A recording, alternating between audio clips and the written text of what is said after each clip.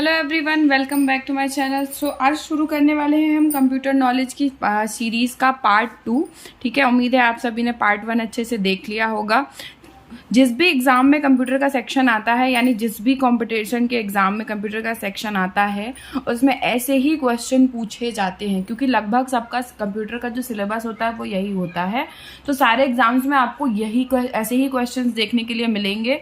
ठीक है, तो चलिए शुरू करते हैं। सबसे पहला सवाल है आज का, how was the generation of computer classified, यानी कंप्यूटर की जो हम जनरेशन पढ़ते हैं उनको किस आधार पर बांटा गया था। ठीक है, पहला option by the speed of the computer, यानी कंप्यूटर की स्पीड पर, कंप्यूटर के मॉडल पर, या by the device used in memory and processor, यानी जो कंप्यूटर में डिवाइस यूज्ड किया गया, जो मेमोरी यूज की गई, जो प्रोसेसर यूज किया गया, उसके आधार पर।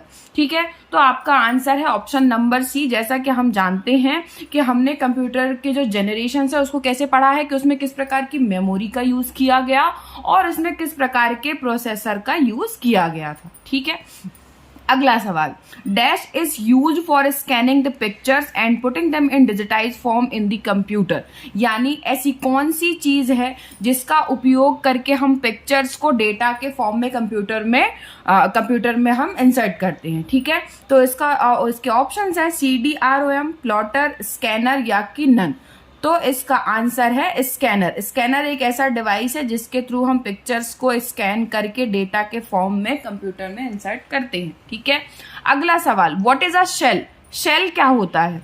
It is a hardware component, it is a command interpreter, it is a part in computer या नन। आपको ये बताना है कि जो शेल होता है वो क्या होता है। It is a hardware component, command interpreter या it is a part in computer.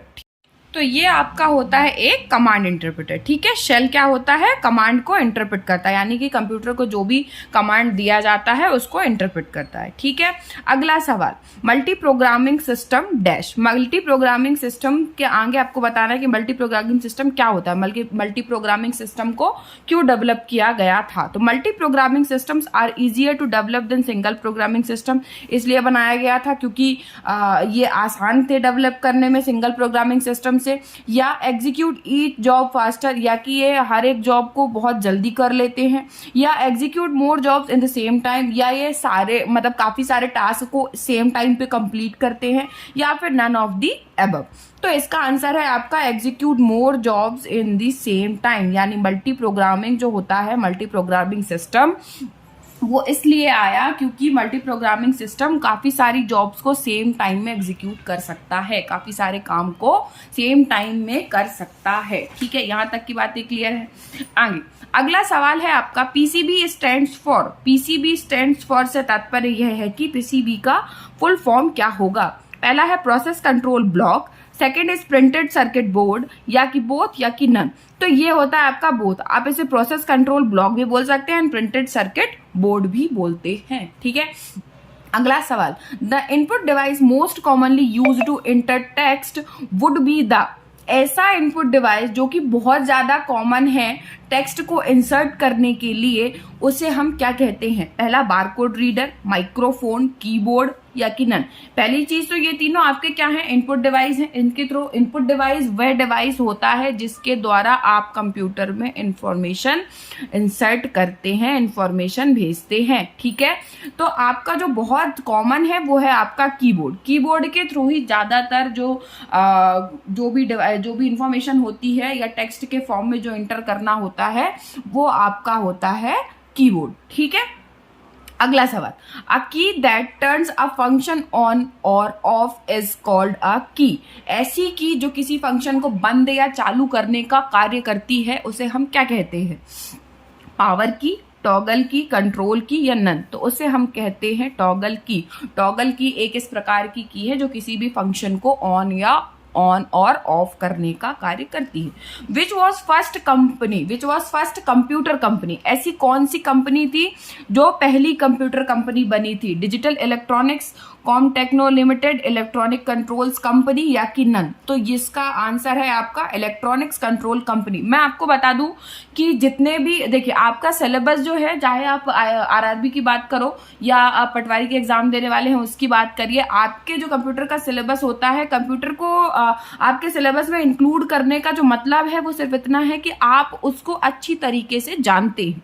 ठीक है, अब आप उसको अच्छी तरीके से कैसे जान पाएंगे? जब आपको उसकी हिस्ट्री पता है, ठीक है, कि उसके प्रीवियस में क्या हुआ, कैसे चीजें बनी, आगे कैसे किन किन चीजों की जरूरत पड़ने पर डिफरेंट तरीके के प्रोग्राम्स डेवलप हुए, मेमोरी कैसे बनी, सिलिकॉन चिप्स, ये सारी चीजें आपको तभी पता होंगी जब आप उसकी हिस्ट्री पढ़ोगे।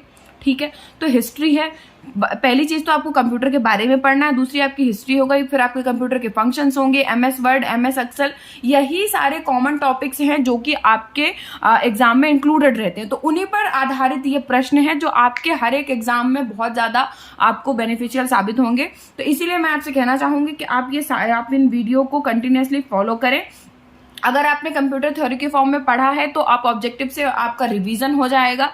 ठीक है, सो आप इन सीरीज को अच्छे तरीके से फॉलो करें और मेरे चैनल को प्लीज सब्सक्राइब करें, ताकि जो भी ऐसी वीडियोस मैं अपलोड करूंगी तो वो आपको अवेलेबल हो जाएंगी। ठीक है, अगला सवाल, मेमोरी क्या होती है? Memory is an device that perform a sequence of operation specified by instruction is memory. क्या मेमोरी एक ऐसा डिवाइस है जो भी आप उसको इन्फॉर्मेशन देते हैं, यानी आपने कोई सूचना उसको दी तो उसको एक सीक्वेंस में प्रोवाइड करता है, या is a sequence of instruction? क्या ये इंस्ट्रक्शंस का सीक्वेंस है, यानी आपने किसी कार्य का इंस्ट्रक्शंस दिया तो क्या ये उसका सीक्वेंस है कि पहले ये काम करना, फिर ये काम करना, फिर उसके बाद ये काम करना? या फिर memory is the device where information is stored, या फिर ये एक ऐसा डिवाइस है जहां पे इंफॉर्मेशन स्टोर्ड होती है, या कि इनमें से कोई नहीं? तो मेमोरी एक ऐसा डिवाइस है वेयर इंफॉर्मेशन इज स्टोर, हम जो भी इंफॉर्मेशन प्रोवाइड करते हैं वो जाकर के कंप्यूटर की मेमोरी में स्टोर होती है। ठीक है, which is the brain of computer? Computer का ब्रेन क्या होता है? सीपीयू, सॉफ्टवेयर, बोथ, या नन?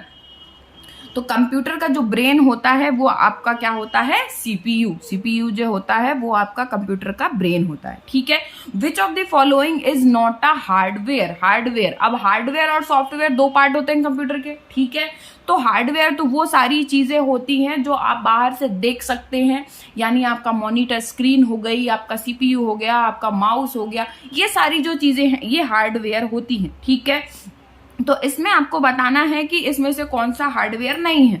तो मॉनिटर तो हार्डवेयर है, माइक्रो प्रोसेसर भी हार्डवेयर है, माइक्रोसॉफ्ट वर्ड एक प्रकार का सॉफ्टवेयर है जिसपे डिफरेंट टाइप के टास्क आप परफॉर्म करते हैं। तो माइक्रोसॉफ्ट वर्ड आपका एक सॉफ्टवेयर है, ना कि ये हार्डवेयर है।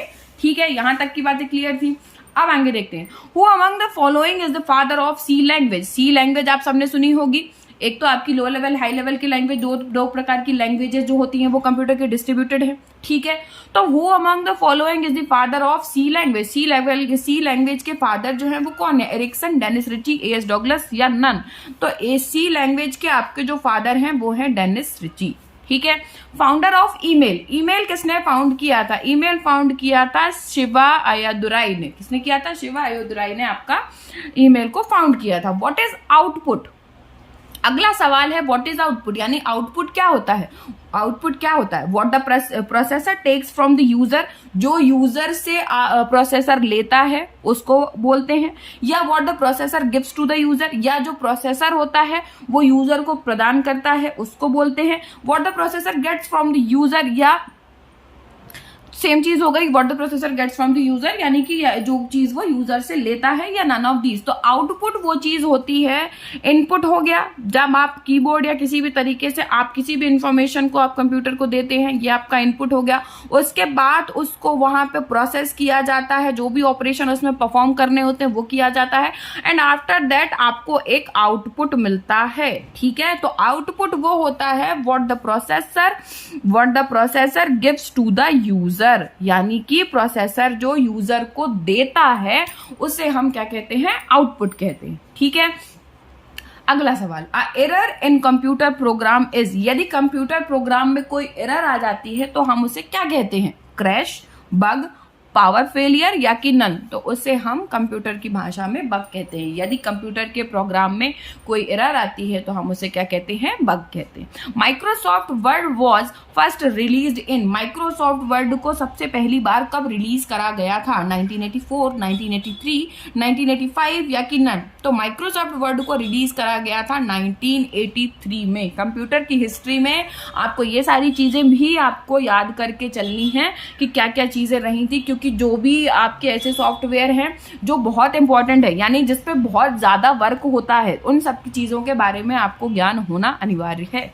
अगला सवाल, first time after establishment MS Word was known as, यानी जब पहली बार माइक्रोसॉफ्ट वर्ड को एस्टेब्लिश किया गया था तो उसको किस नाम से जाना जाता था। पहला ऑप्शन है आपका multi work word, multi tool word, multi task word या कि नन, तो हम इसको जानते थे मल्टी टूल वर्ड के नाम से, बिकॉज आप इसको ऐसे भी याद रख सकते हैं कि एमएस वर्ड में बहुत सारे टूल होते हैं जिनके द्वारा आपका जो मतलब जो भी आपका काम है या जो भी आपको चीज करनी है वो आप आसानी से कर पाते हैं। ऐसे इसमें बहुत सारे टूल होते हैं, इसलिए इसका नाम क्या था, मल्टी टूल वर्ड। अगला सवाल, MS Word is written in, Microsoft Word को किस भाषा में डेवलप करा गया है, किस भाषा में लिखा गया है, तो ये है आपका C++। किस भाषा में लिखा गया है, C++। तो दोस्तों ये था आज का वीडियो कंप्यूटर का। इस सीरीज को हम कंटिन्यू रखेंगे। अगर आपको इस सीरीज से बेनिफिट हो रहा है तो मेरी आपसे रिक्वेस्ट है कि प्लीज आप मुझे कमेंट बॉक्स में लिख करके बताएं, और आपको यदि किसी और सब्जेक्ट से रिलेटेड भी चीजें जाननी है तो वो भी आप मुझे बताएं, मैं जरूर कोशिश करूंगी उन पर भी एक अच्छा वीडियो आपको प्रोवाइड कराने का। ये सारा कंटेंट ढूंढने में, बनाने में बहुत मशक्कत लगती है, तो उम्मीद है कि आप सबको पसंद आया होगा। And please do subscribe my channel, मेरे चैनल को आप सब्सक्राइब कर दीजिए और अपने फ्रेंड्स के साथ जो भी प्रिपरेशन कर रहे हैं उनके साथ में आप ये वीडियो शेयर करें ताकि उनको भी हेल्प हो सके। आज के लिए बस इतना ही, मैं मिलूंगी फिर आपसे नेक्स्ट वीडियो में, तब तक के लिए थैंक यू फॉर वॉचिंग।